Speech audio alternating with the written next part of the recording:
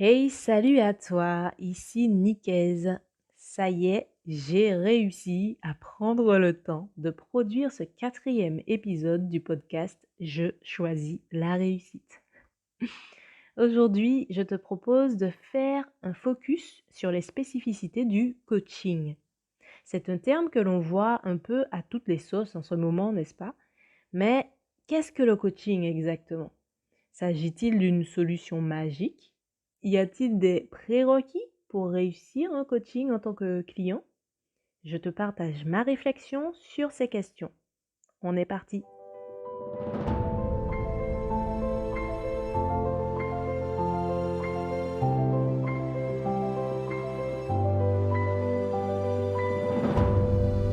Coaching MLM, coaching positif, coaching immobilier, coaching beauté, coaching détox, coaching Instagram. Bon allez, je vais m'arrêter là parce que la liste risque vraiment d'être très longue. Tu l'as certainement remarqué, le terme coaching est plutôt tendance. Et il faut l'avouer, le marketing y est pour beaucoup. Puisqu'aujourd'hui, le terme coaching est surtout un moyen de rassurer le consommateur et un véritable argument de vente en fait. Mais loin de moi l'envie de partir en guerre contre le marketing. Je serais bien mal placé pour cela et après tout, il s'agit d'un outil comme un autre, avec donc ses bons et ses mauvais côtés. L'intérêt pour moi aujourd'hui est de te donner quelques clés de lecture pour te permettre de faire des choix conscients sur le type d'accompagnement qui serait le plus pertinent pour toi selon ta situation du moment. Mais finalement, la question reste entière. C'est quoi au juste le coaching? Alors, en toute honnêteté, ça va sûrement te faire rigoler, mais la première chose qui m'a vraiment interpellée quand j'ai débuté ma formation de coach consultante certifiée, c'est que le coaching, c'est un vrai métier. Alors, j'y suis venue après une période de questionnement sur la réorientation de mon activité et un accompagnement de l'APEC, l'Association pour l'emploi des cadres, sur mes motivations clés et sur mes intérêts professionnels. Ce cheminement a confirmé mon désir d'accompagner les personnes dans leur épanouissement personnel et professionnel. Et le terme de coaching est ressorti en priorité. Mais en fait, précisément à ce moment, c'est un terme que je voyais utilisé à tout va et dans des contextes tellement différents que je le considérais comme un titre, comme par exemple quelqu'un qui se dit être consultant, davantage que comme une véritable profession. Mais je suis heureuse d'avoir suivi mon intuition et d'avoir cherché à me professionnaliser en intégrant une formation rigoureuse et exigeante, me permettant de valider mon cursus par une certification professionnelle RNCP niveau 7 dans la nomenclature européenne, donc équivalent Master 2. Et cela pour me permettre de structurer un projet d'accompagnement cohérent et me donner les moyens de développer une véritable expertise dans le domaine. Parce que oui, le coaching est un véritable métier d'accompagnement des individus, des équipes et des organisations dans la définition et l'atteinte de leurs objectifs aussi bien personnels que professionnels. Aujourd'hui, le métier de coach fait face à une utilisation, à mon sens, abusive et erronée du terme coaching, qui finalement brouille un peu le message aux yeux des clients et dévalorise cette formidable discipline transversale des sciences humaines.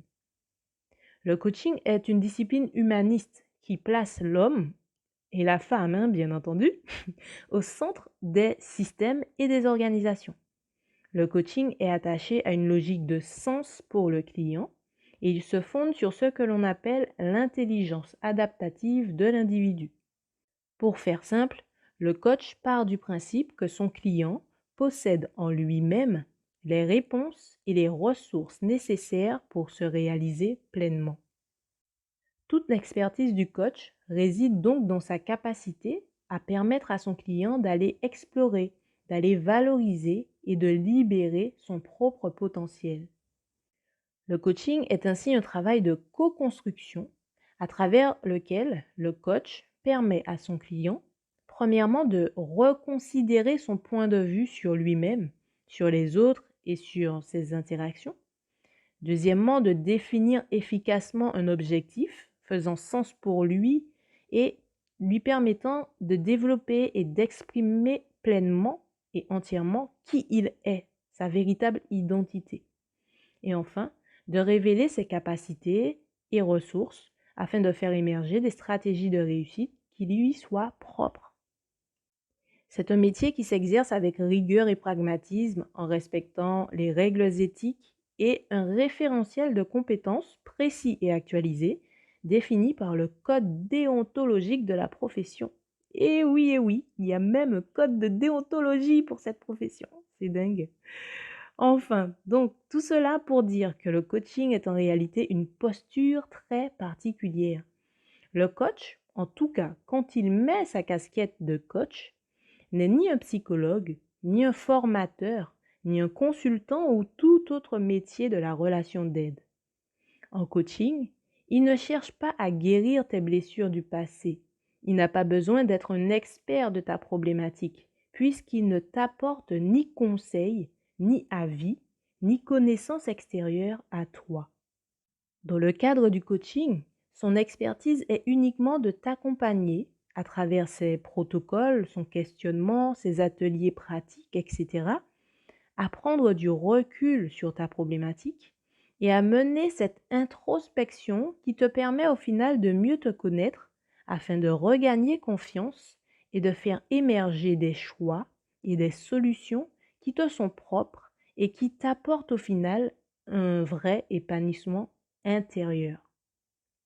Donc, ces précisions me semblent importantes à partager pour mener un accompagnement véritablement efficace.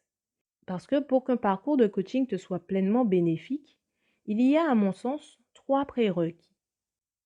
Premièrement, il te faut avoir envie de te regarder en face en toute sincérité et de faire ce travail sur toi-même. Deuxièmement, tu dois véritablement faire le choix de t'engager pleinement dans ce processus de façon autonome et responsable et de mettre concrètement en œuvre le plan d'action que tu auras élaboré sous le regard neutre du coach, qui ne te dira pas quoi faire puisque de toute façon, il ne sait pas ce qui est vraiment bon pour toi. Et troisièmement, il te faut être prêt à investir à la fois du temps, de l'énergie vitale et de l'énergie d'argent. Ces 3 éléments, ces 3 prérequis devraient être clairs pour toi, à mon avis, pour te permettre de t'engager et de réussir pleinement un parcours de coaching efficace. Donc voilà les quelques éléments de réflexion que je voulais partager avec toi aujourd'hui.